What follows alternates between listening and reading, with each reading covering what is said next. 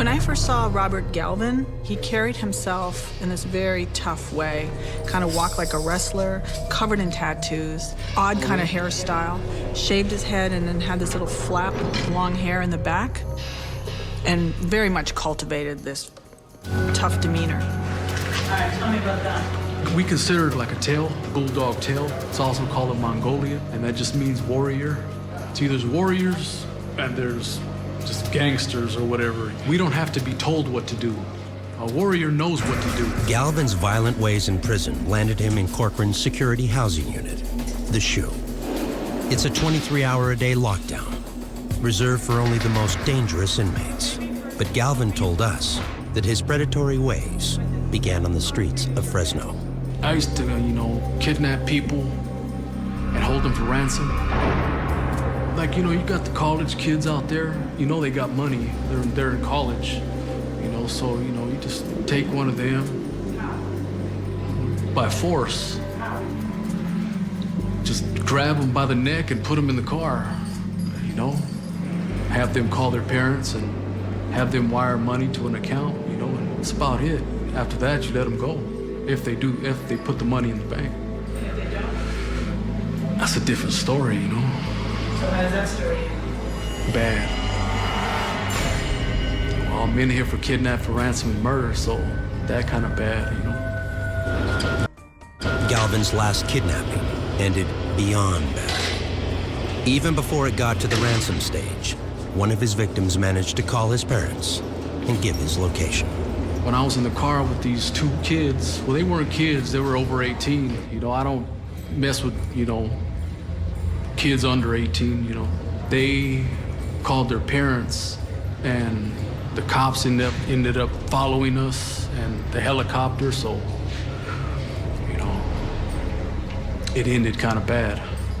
And that's how I got caught, Well, what happened?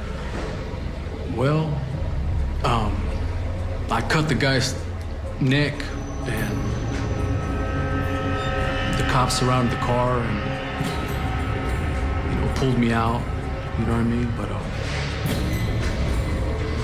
And he died. yeah. Galvin also asserts that supporting his family motivated his crimes on the outside.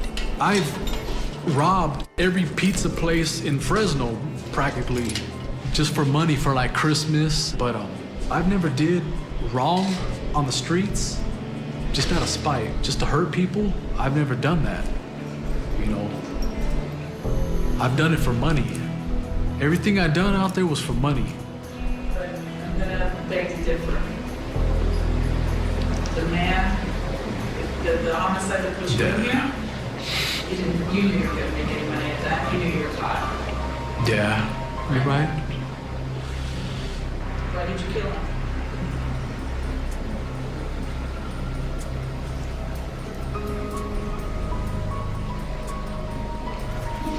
That right there, I had no reason to do that. All I hear is keys jingling. I guess I'm just a bad guy. How old was the young man you killed? Huh? How old was the man you killed? The college child you killed, the kid you killed on the street. Which one? The one that put you in prison. He was about in his 20s, early 20s. That's young. Yeah, That was somebody's child. exactly, yeah. You guys don't make a lot of sense sometimes to me. Yeah, I don't live I know some of the things we do don't make sense. A lot of people do things for nothing. Just to try to get noticed, to try to become somebody. That guy right there, he's strong, he'll beat you up or he'll stab you just to get a name.